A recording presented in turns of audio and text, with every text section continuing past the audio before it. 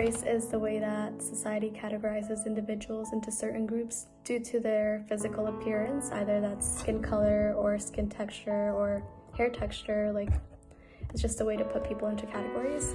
Je suis considéré comme quelqu'un de blanc, européen, de manière assez classique.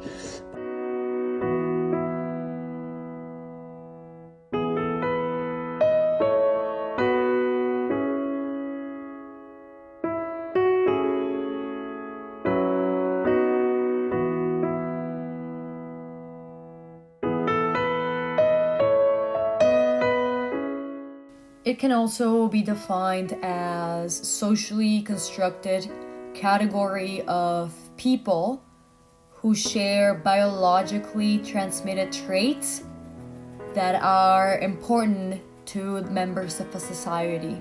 Biologically pure people do not exist. There is not one single society that has pure people. Hola, me llamo Ricardo y soy de México.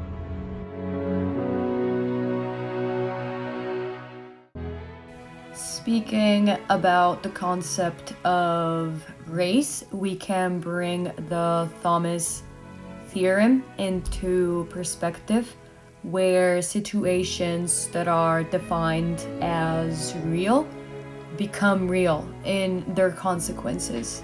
So if members of a society, people, believe that race is real, it will become real. And it will be internalized in our thoughts, and we are going to eventually act them out. I genuinely don't know what color I am. I am all over the spectrum. Like, if I don't get enough sunlight, I'm lighter. If I get too much sunlight, I'm darker. I really don't like to put myself in a category. I'm just tanned.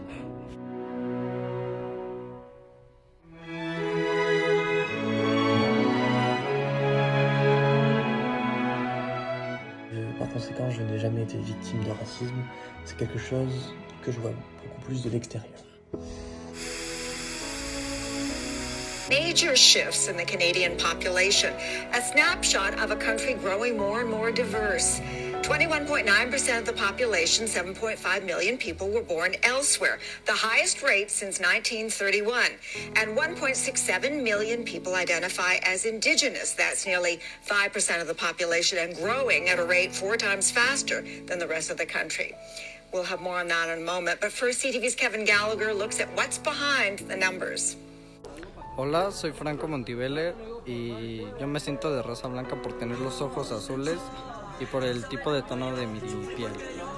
As I am working on this project, I've read different texts and different articles, and one idea that really resonates with me is the fact that race is a modern concept, whereas people in ancient times used to be cataloged or more likely divided by their language, their religion, their traditions, rather than the way that they looked or their skin tone.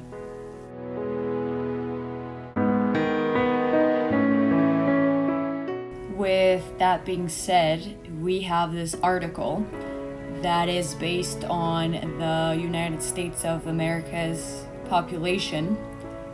The author talks about how different people experience racism or racial discrimination based on the way that we look. And earlier in this video, I was talking about the Thomas theorem, where I describe race as a social construct, basically an optical illusion that also, thanks to the growth of social media or mass media, it is now internalized in our thoughts, it's buried in our head, and it is exponentially growing because also they make us think that a race is superior or more than the others, and there is where the problem starts. So, in conclusion, the author mentions how it is a challenge for certain people to apply for a job or apply for credit for housing, buying a car, even going to the supermarket. Like, it is basically a challenge for some of us or certain people to have a normal life because of the way that we look. And if this idea doesn't change, as a society, we are not going to thrive.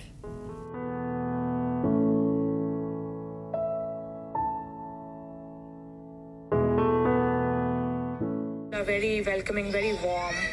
They don't judge you, they accept you. More than 1 in 5 Canadians were born in another country, the highest percentage in 85 years. They're fueling population growth and at the same time meeting the demand for very skilled workers. Most of the recent newcomers are from Asia, with the Philippines, India, and China topping the list. Unfortunately, I have had people comment on how I've gotten dark and why I have, and not in a curious way, but in a way that like they're disgusted, like, oh, why are you so dark all of a sudden? And then I've also had people comment on my natural hair texture. Growing up, like I said before, I had like very like small curls, and sometimes they would be hard to manage because I did not have the knowledge of YouTube that we do now. So people would be like, oh, your hair looks unprofessional, like it looks messy, it looks frizzy. And then for me, when I was like just 12, receiving these comments, it would really, hurt my feelings, and I would like straighten my hair every single day or like try to do everything possible so that it didn't look that way. When in reality, I should have just embraced, the way that I look.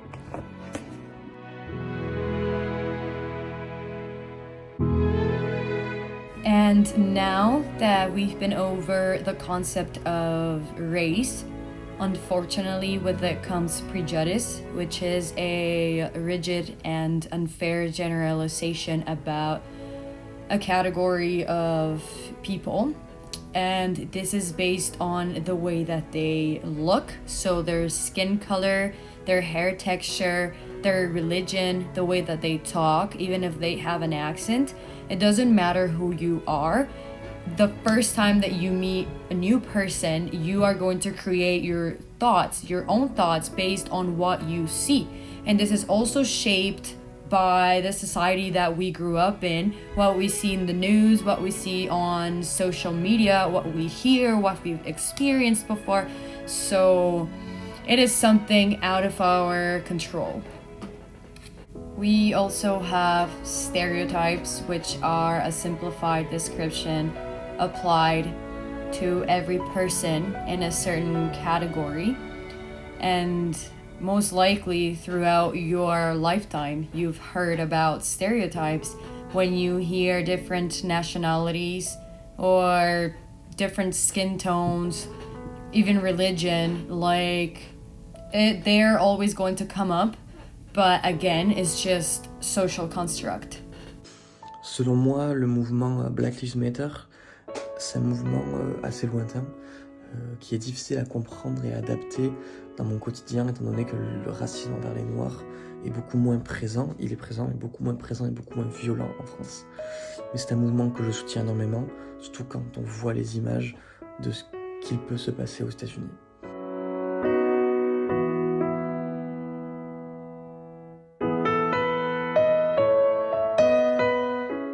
We all need to work on the perspective that we have around race, because in the world that we live in today, most likely your neighbor, it's going to be part of a different race other than yours.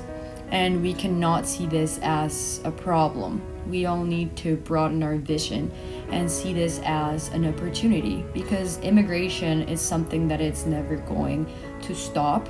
People get moved around all the time. People marry into different races.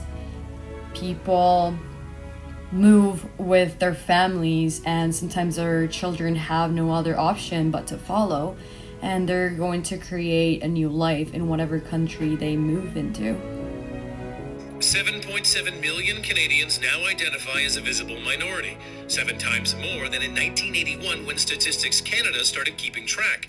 And in Canada's largest city, those visible minorities are now a majority. Next week, the government will reveal Canada's immigration target, a goal experts say is vital for the country's economy. Sandy? All right, Kevin, thank you. For me, there is no certain group that I like better than others. When it comes to race, I am somebody that I am accepting of all races, and as long as you respect me, I will give you the same amount of respect. And there's no like one race is better than the other. That's insane.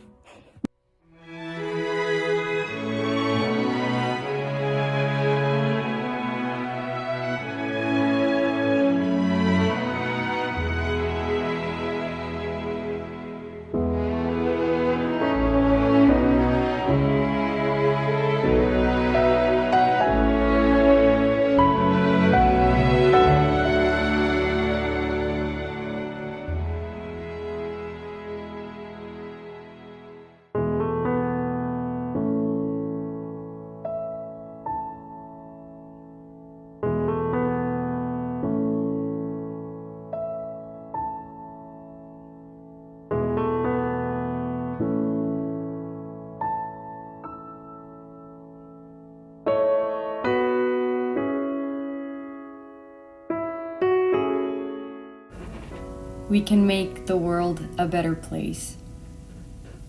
We create our own reality.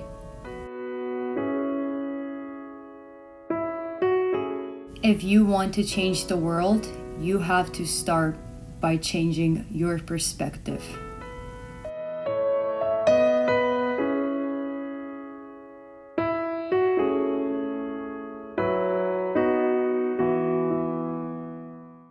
I would now happily say that I would not change anything about myself.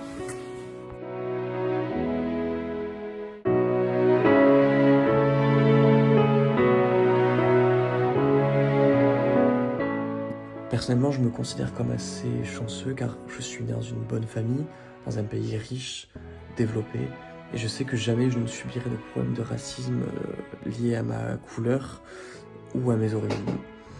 Selon moi, le racisme est un fléau. La plupart des gens vivant sur cette planète n'ont pas l'opportunité de voyager, de réellement découvrir les peuples en profondeur, de vraiment voir ce à côté de quoi ils passent. Ils sont dans ce cas-là formatés par leurs parents, par leur entourage, par les médias, qui eux-mêmes n'ont pas eu la chance de connaître le monde qui les entoure.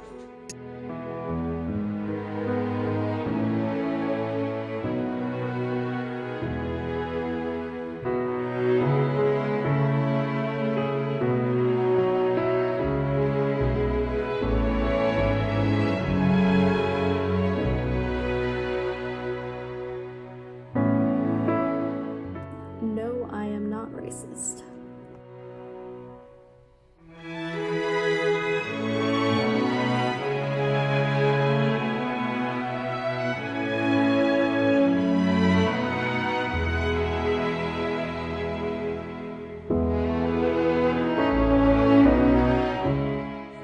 Au revoir.